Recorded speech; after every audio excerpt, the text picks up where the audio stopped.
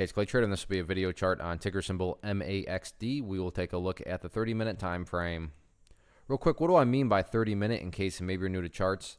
Instead of each one of these candlesticks here representing 1 day's worth of price action, which is what you would normally see, each one represents 30 minutes. So while this here may look like several days worth of time, it's actually today's price action broken down into 30-minute time slices. I like to do this time frame. I think that's a good job of telling the quote-unquote story of the price, and then makes mapping out levels of support and resistance a bit easier to see. The first part of the story is that it was basically crickets throughout the morning.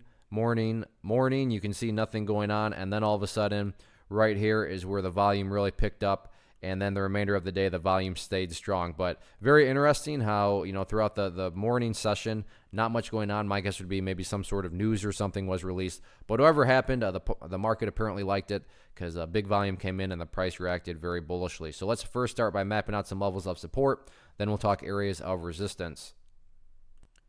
First area of support is what I would call the ideal level. I mean, if you say, hey, Clay, what would make this chart look the absolute strongest going forward? That would be up there at 0024. Now, don't get me wrong, if the price falls below 0024, by no means am I saying the entire chart's ruined or anything like that. But yeah, if the price can manage to stay up above there, that would definitely be a big sign of power on the bull's part.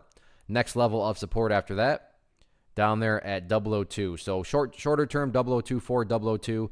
Taking a step back, looking at the big picture of things. So if you're just wondering, Clay, how do I measure the overall strength of the current price movement or lack thereof? That is where the purple line there comes into play, which is the 50-period simple moving average. So I realize that purple line's way down there. The price is way up there, but keyword there being moving. So as time goes by, that purple line is going to keep on moving itself higher and higher and higher. So a very cut and dry way to look at this and gauge the health of the current move is simply put, as long as the price stays above that purple line, as the line itself moves itself upwards, then the bulls are in full control, full health. However you can best visualize that, no questions asked. What about areas of resistance? If you're watching level 2s today, then I'm sure you know right where I'm headed with this, but that is right up here at 0028. You can see this afternoon.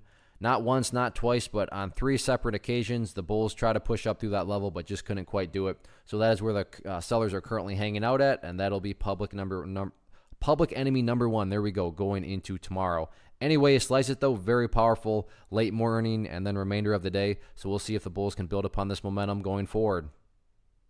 One of the biggest questions that I get is, hey Clay, how do you find the stocks that you trade? So what I've done is put together a free resource guide where I talk about the tools that I use to locate stocks that I find interesting and think may have potential. So if that sounds like something that could add value to you as a trader, then click on the image that is up on the screen right now and I will email you the guide. The guide itself is very short and to the point, and best part, it's completely free.